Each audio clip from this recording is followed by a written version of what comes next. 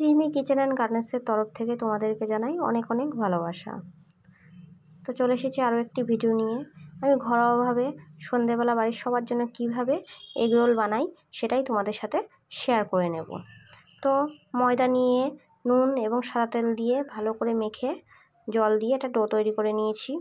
এরপর সাদা তেল দিয়ে আবার মেখে খানিকক্ষণ ঢাকা দিয়ে রেখে দিয়েছি 10-15 মিনিটের মতো।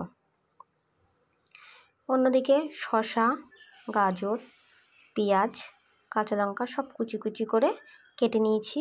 লেবু কেটে নিয়েছি, নুন নিয়েছি। লেবু দিয়ে এবং নুন দিয়ে ভালোভাবে সমস্ত কিছু মিশিয়ে মেখে নেব।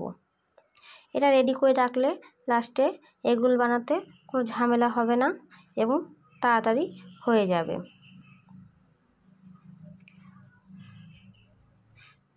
দেখো আমি এইভাবে মেখে নিয়েছি। এবার এটা সাইডে রাখবো।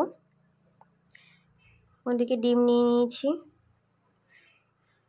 ডিমগুলো একটা বাটিতে ভালোভাবে ফেটিয়ে নিয়েছি।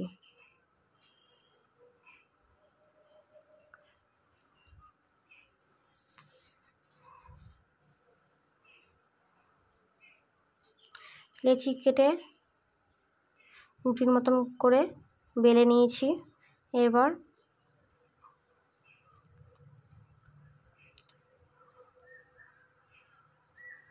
কড়াইতে তেল দিয়ে রুটিটা হালকা সেঁকে নেব।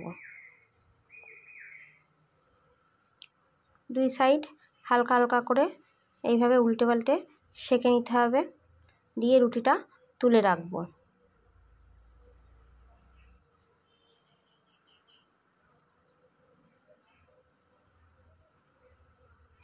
এবার আবার তেল দিয়ে ফ্যাটানো ডিমের খানিকটা দিয়ে দিলাম।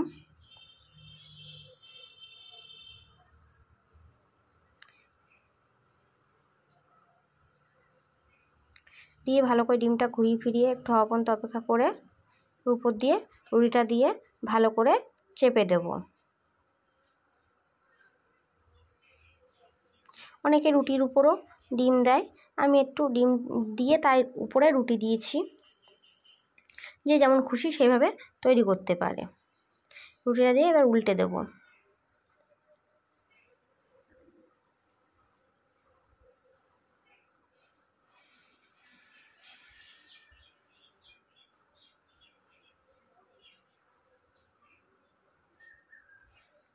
দেখো এবার উল্টে দিয়েছি। ডিমটা রুটির সাথে লেগে রয়েছে।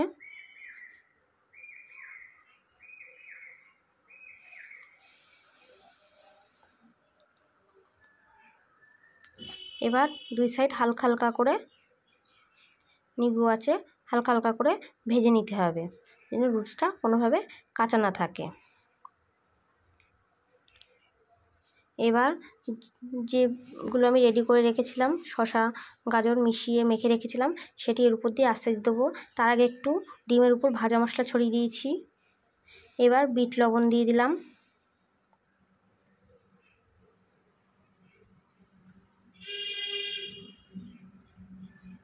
টমেটো সস দিলাম।